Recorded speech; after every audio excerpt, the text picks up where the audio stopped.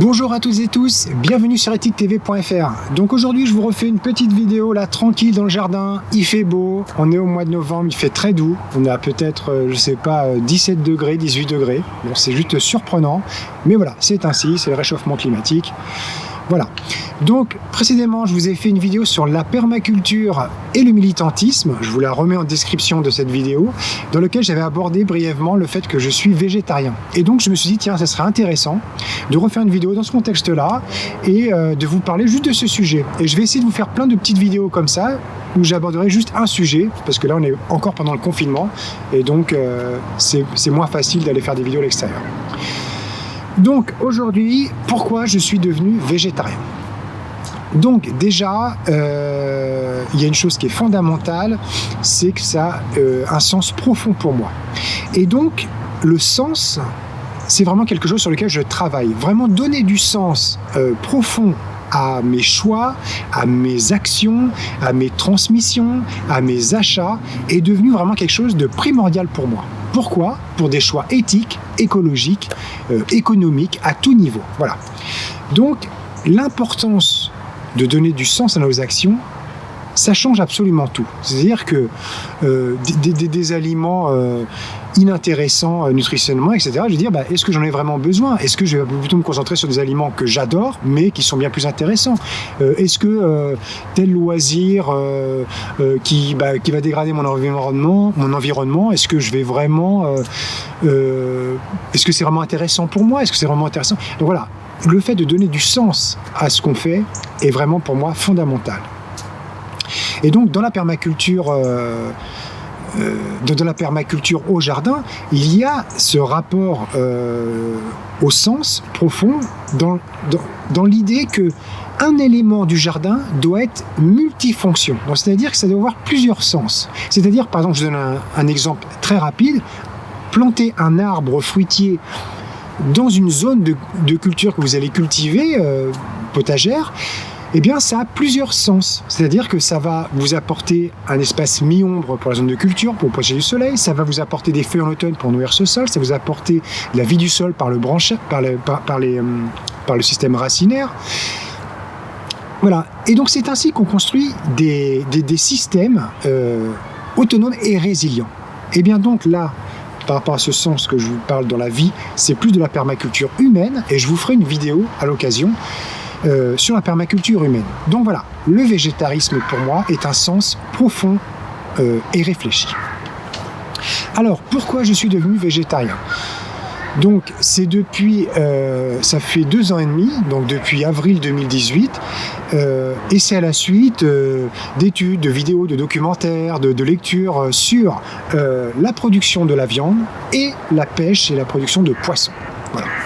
Et franchement, à force de me documenter et à force de regarder la vérité en face, puisque beaucoup avancent vraiment avec des œillères, mais ça, les œillères, vous pouvez les enlever. Essayez de les enlever. Arrêtez de vous voiler la face. Arrêtez de regarder à côté. Osez, franchement, osez regarder la vérité en face. C'est vrai que ça demande du courage, mais ça changera tout en vous. Ça rééquilibre le psychisme, ça rééquilibre notre être, de regarder les choses en face, de ne plus mentir, de ne plus manipuler les gens, d'être honnête, ça change tout. Et donc, de regarder la vérité en face par rapport à notre alimentation, ça change absolument tout.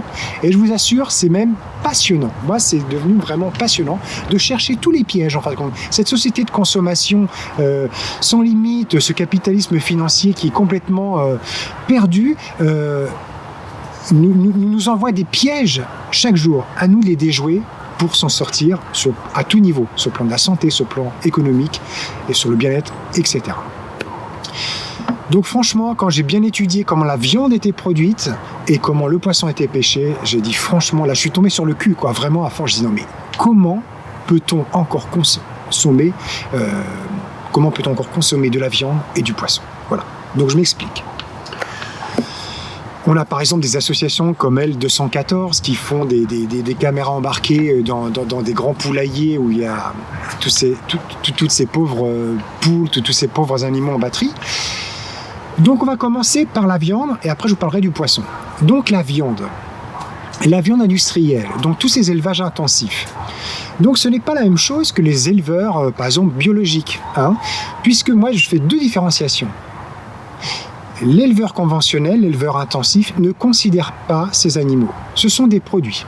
Lui, il fait en gros du commerce point barre. C'est-à-dire qu'il n'a pas plus de respect pour ces animaux qu'il n'en a pour un vulgaire objet qu'on troque comme ça. Peu importe, il a les solutions chimiques, les médicamenteuses pour remédier à tout ce qui va se passer là. Et voilà, ça se passera comme ça. Donc, aucun souci du mal-être animal. On fait genre, mais au final, non. Par contre, l'éleveur biologique, lui, considère vraiment plus ces animaux, puisqu'il utilise très peu de médicaments, sauf en cas extrême, mais sinon il y a des huiles essentielles, une multitude de choses. Il produit souvent le propre pâturage pour son bétail, ou alors même il le met en pâturage, c'est quand même différent. Mais pour finir sur l'élevage conventionnel, que vous connaissez tous, hein, là, cette barbarie complètement surnaturelle, quoi, ce mépris total pour le vivant. Ah, il y a des enfants qui passent. On est en ville, hein, c'est normal, excusez-moi. Ce mépris total pour le vivant, quoi. Il faut vraiment regarder droit dans les yeux, quoi. Les images, on les invente pas, quoi. C'est comme ça que ça se passe. Les animaux ne voient pas la lumière du jour. Quoi, moi, je n'en mange plus, mais vous mangez cette viande qui est pleine de toxines. Ce sont des animaux malades, qui sont des animaux déprimés, ce sont des animaux pleins de toxines. Et en plus, ils sont drogués aux vaccins, drogués aux antibiotiques. Donc, tous ces antibiotiques qu'ils prennent, c'est une catastrophe, c'est horrible, quoi. Mais je suis vraiment content de ne plus m'envoyer cette viande malade et droguée. C'est pas exagérer les choses, c'est comme ça. C'est la différence entre le conventionnel. C'est comme, je vous ferai une vidéo sur l'agriculture conventionnelle et l'agriculture biologique ou l'agroforesterie, etc. Ce sont deux univers opposés. C'est pas ouais machin. Non, c'est opposé. Voilà. Donc, dans ces élevages-là, voilà, la problématique, elle est là. Donc moi, j'ai dit stop, quoi. J'arrête la viande animale, surtout comme ça.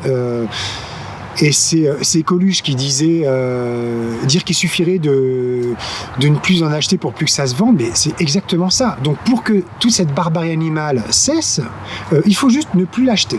Voilà. Je ne l'achète plus. On ne peut pas dire « Ah oui, c'est vrai qu'ils sont maltraités », puis ensuite manger cette viande, s'offrir 3 à 5 minutes de plaisir parce qu'on mange une soi-disant viande. Vous ne voyez pas, quand vous la cuisinez, vous ne voyez pas tout ce qui est caché derrière tout ça. Donc, moi, j'ai décidé de ne pas acheter. Donc, je n'achète plus. Donc, en gros, je boycotte. En gros, je ne finance plus. En fait, ce n'est plus mon histoire, quoi. Vraiment, maintenant, je fais en sorte de partager ces choses-là et dire non, arrêtez d'acheter, c'est tout. Et ça changera. Voilà. Donc, moi, alors, je vais finir sur la viande. Il y a une métaphore un peu trash que j'aime bien faire. Par exemple, quand je fais souvent Blablacar et que je voyage souvent en voiture, je mets Blablacar, je rencontre beaucoup, depuis toutes ces années, depuis 5-6 ans, je rencontre beaucoup de monde, on a beaucoup de discussions Blablacar, je trouve ça génial pour ça.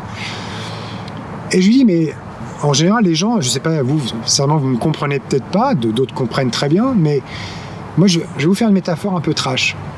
Si vous étiez cannibale, voilà, si vous mangiez de la chair humaine, est-ce que vous iriez manger dans les hôpitaux les gens très malades, en fin de vie, sous perfusion, qui ont plein d'antibiotiques, qui sont mal nourris, qui sont déprimés, qui sont des corps en souffrance? Non, vous ne mangeriez pas cette viande-là, bien évidemment. Bien évidemment, vous préfériez une viande d'une espèce vivante qui est en pleine nature, qui respire, qui mange ce qu'elle a besoin naturellement, mais pas qui est droguée comme ça, et mal nourrie et malade. Voilà. Bon, donc c'est ça. Donc moi, la viande comme ça, c'est stop, c'est terminé. Je me suis dit, voilà. Ensuite, le poisson.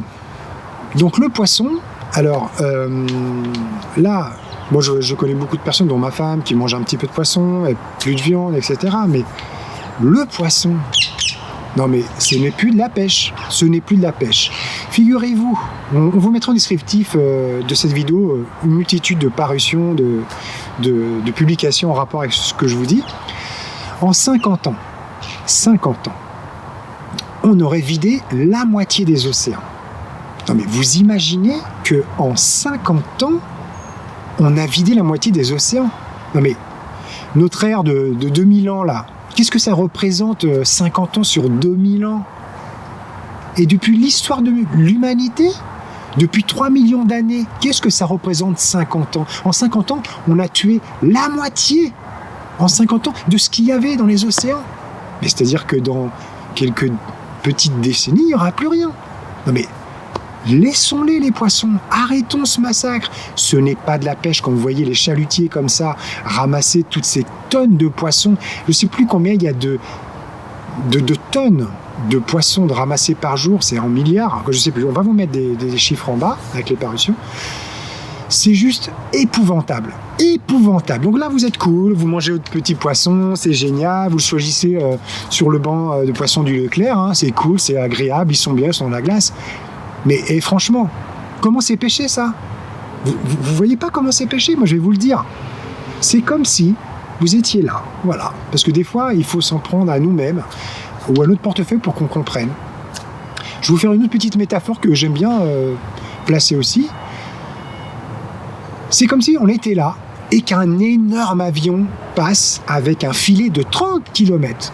Les filets des pêcheurs font plusieurs dizaines de kilomètres, de 30 km, et qu'il ramasse absolument toutes les espèces vivantes là. Toutes les espèces vivantes, tout. Il ramasse tout, il emmène tout à Roissy, tranquille. Et là, il trie, clac, clac, clac. Bon, la moitié sont déjà morts, et ça, non, ça ne veut pas, il garde. C'est ça la pêche d'aujourd'hui. Donc ce n'est pas de la pêche, c'est de la barbarie. Donc moi, si j'achète un poisson comme ça, je finance cette pêche industrielle. Si j'achète une viande d'un élevage intensif, je finance ces gens-là. Je suis partie prenante. Donc j'ai dit non, je boycotte. Je m'en fous de mes petits plaisirs. Il y a une quantité infinie de façons de cuisiner les légumes, les fruits, de faire des boissons, de faire tout ça, on n'a pas besoin. Donc moi, c'est expérimental. Voilà, donc je vous ai exprimé. Et puis bon, vous avez aussi dans le poisson les élevages de saumon, même bio, où ils mettent encore de la farine de poisson, comme à l'époque la maladie des vaches folles, où les vaches, on leur donnait de la farine à base d'animaux brûlés, qu'on redonnait à manger par derrière, et les vaches devenaient folles. Mais les saumons dans l'élevage, vous les voyez pas. S'ils sont fous, un poisson, on le voit pas quand il est complètement tordu. C'est épouvantable. Donc, alors, franchement, le petit pêcheur qui va pêcher à la ligne avec son petit truc, à l'échelle humaine, franchement, respect, il n'y a pas de souci, quoi. La personne qui a des poules, etc., et puis qui en tue pour manger, mais ces poules sont en plein air, etc., il n'y a pas de souci. Mais tout le reste, stop, quoi. Remettez-vous en question par rapport à ça. C'est pas histoire de vous dégoûter, mais c'est de la radicalité positive. Je vous ferai une vidéo sur la radicalité positive. Moi, c'est ce que...